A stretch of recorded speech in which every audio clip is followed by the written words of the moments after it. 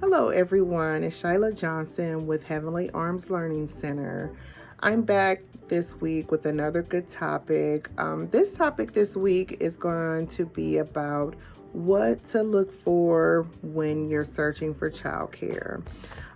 Whether you're searching for daycare that's served in a center or in a home, there's several things that you might want to look for when you're out searching.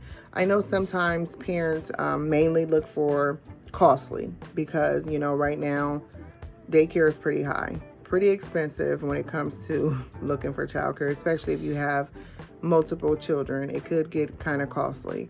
But there are some several things that, you want to kind of pay attention to when you're out searching for childcare. The first thing that I would suggest when you're kind of looking is you want to pay attention to the provider. I try to be available most of the time when my tours are around. You want to see how that provider kind of interacts, if they introduce themselves to you and your child, because your child is going to be the one who's here most of the time. And if that child kind of connects with the provider and that provider kind of connects with the child, then hey, that might be a good connection. That might be a good start, because you want to see the reaction and the interaction with the provider and the child. Sometimes kids, they can get a sense of the provider before the parents do, because the parents aren't paying attention to some of the things that kids do. So, that's one of the things you want to make sure that provider is introducing themselves properly and in a certain manner to your child as well as to you. So that's one of the main things that I would look for when entering into a home or a center, either or, whichever one you prefer, whichever one you decide to visit. That would be one of the ones. Do they ask the name of the child? Are they interested in anything up front? What's your child's name? Or even if they say, hey, what's your name? You want to make sure that that's something that's important.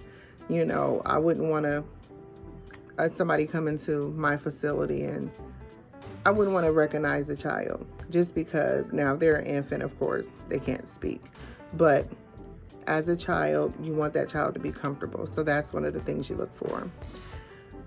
Always, always, always discuss the background checks. Even though it is required through the state that all facilities, everywhere you go, is becoming more and more of background. Everywhere you go, that is mandatory. But you want to ask questions about the background. How often do you do background checks? Do you do your own background checks, even though the state requires it? Those are some of the questions that you want to know, because if that provider or that owner of that center or even an in-home, if they're doing over and beyond on backgrounds of their staff, then hey, this facility really is protected and they're caring about the children that they're caring for. So that's one of the main things that you kind of ask and look out for as well. Cleanliness. Now, a lot of times I've had parents come in and the first thing they say, oh my God, it smells so good. I go into a lot of centers and, it's just not that clean. Every center is not going to be the same. Let's just put that out there. You want to look for those kind of things. When kids are around, kids' immune system is not very good. So you want to look to see how well they keep their center clean, how well they keep their homes clean, because kids are constantly interacting with each other. Their people are in and out their building, are in and out their homes. Germs are being flung around. So you want to make sure you look for those type of things, because cleanliness is very important when entering into a facility and looking for a place to place your child into. Just because you want somewhere for your kids to be clean, I'm not saying every center is going to be 100% spick and span, but Cleanliness is very important, so you want to make sure you look for that as well. Also, you want to make sure you kind of ask about the hand washing policy and their sickness policy. I'm sure every center and every in-home childcare will have a parent handbook about their regulations and policies and procedures. If once you get enrolled into, if you decide to go with that facility, they should give you one to where you sign off on it. But you kind of want to talk about what their procedure is when it comes to sickness. Most places, they tell you, well, your child has to have a doctor's note to come back. If they have a fever of whatever temperature, or if they have vomiting or diarrhea, they can't return within 24 hours. Make sure you ask those type of questions, because a lot of times, like I said, every center is different when it comes to the sick policy. Here at my center, you have to have a doctor's note to come back, because we're not doctors. We can't determine whether your child has the flu or whatever. With everything that's going on, you will just want to be sure. You want to protect your staff, and you want to protect other kids from getting sick. Things go around really quickly. So just make sure you ask about the sick policy, and also with the staff, what happens when your staff gets sick? What is the policy on that? Do they have to have a doctor's note to return to work? All of that, make sure you ask questions, because these are the things that you want to know ahead of time. Because if your child gets sick and then they say, oh, your child can't come. Well, nobody told me that.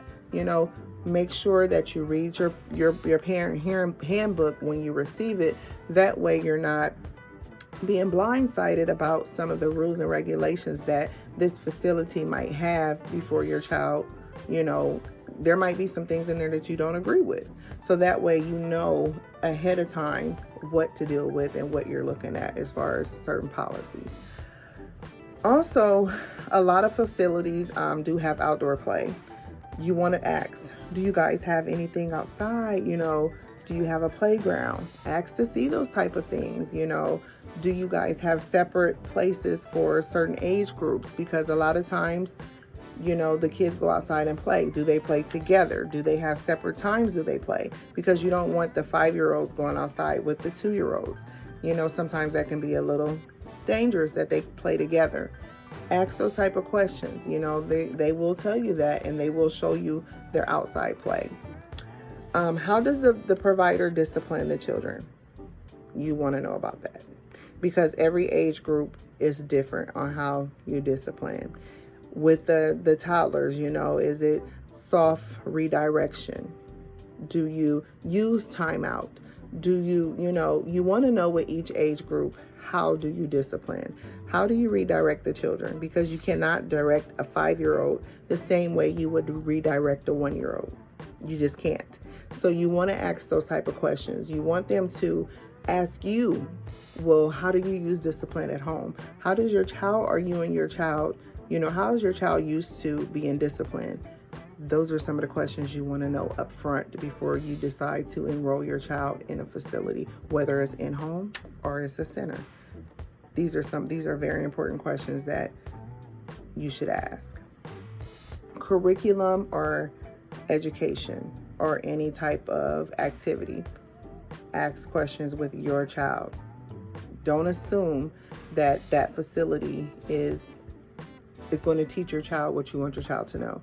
So you want to ask up front, well, what type of curriculum do you guys have? What type of learning activities do you guys do? Do you guys do crafts? Do you guys teach sign language? Ask up front. With that provider or that director, at that time, they should be able to show you examples of what that child does in that age group. In my center, we have a curriculum that we follow, and we prepare our kids, for the next age that they go to, with 1-year-olds to 2-year-olds to 3-year-olds. My classrooms are set up by age group, so all the curriculum follows each other, but it's just on a different stage. So when they graduate from one classroom to the next, they'll be on the same page and same curriculum as the last classroom. It's just on a different learning level. So every time they graduate to a different class, from the 2-year-olds to the 3-year-olds, they're still learning about trucks. If it's trucks that week, it's just on a different level. So you want to make sure you're asking that director or who's doing that tour with you, what is it that they're learning? What will my kid learn by coming to your center? What is it that you guys do with my 3-year-old? What would they learn by coming here? Make sure you ask those type of things. Ratio is important because you want to make sure that your child is not being put in a classroom where there's 7 kids to 1 teacher.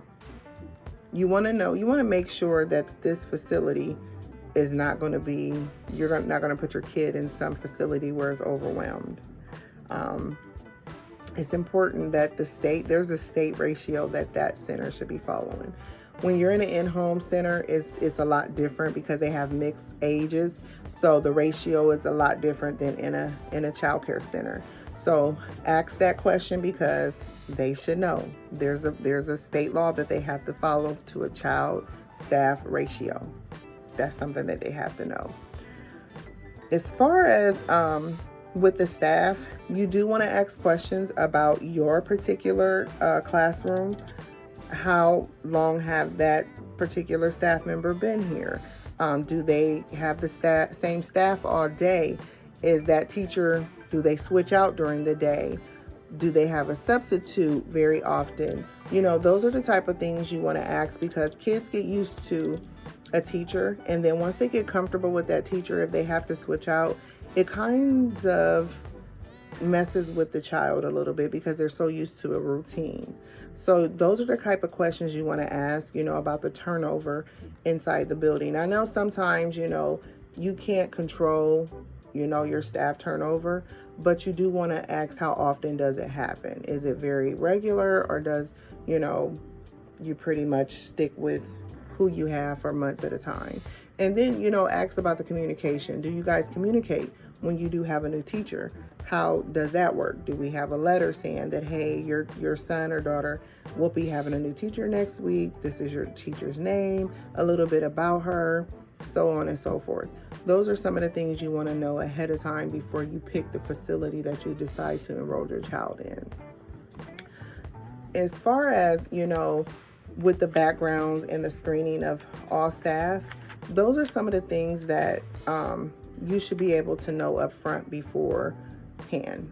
With my center, when the parents come in and they do the tours, we allow the parents to go to that particular classroom or where their child will be and ask the teacher, talk to the teacher, introduce themselves and, kind of look around and see how things work in that classroom, and even let the child kind of go in there and see, hey, this might be your teacher, this might be your friends.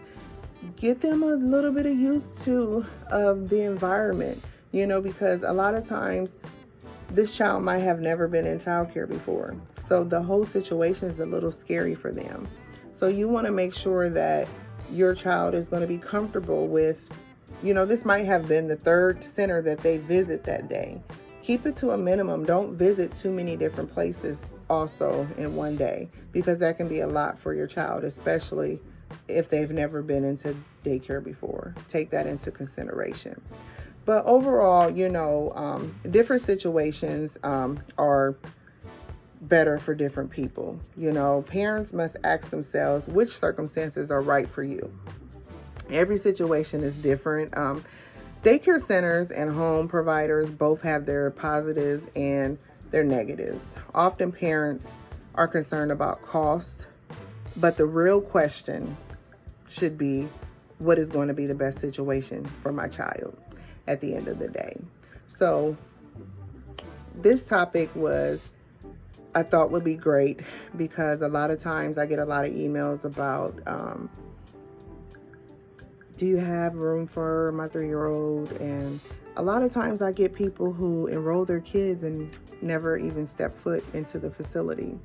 And I think it's important that you have to ask questions. You have to view the facility. You have to take a tour. You just have to, with all the incidents and things go on in daycare centers, you have to protect your babies. And some of these things, a lot of parents are afraid to ask questions. You just have to do it, and that's there's nothing wrong with it. So I thought it would be helpful to do a video of some of the things that I think would be helpful for you if you're a first-time parent and you don't know of some of the things that you might want to ask a childcare provider. So with that being said, I hope this kind of helped you out a little bit of the fear of, putting your child into daycare. There are some great providers out there who would love to take care of your babies. So I hope this helped. And again, this is Shyla Johnson with Heavenly Arms Learning Center. And I will be speaking to you guys again next week on a whole different topic.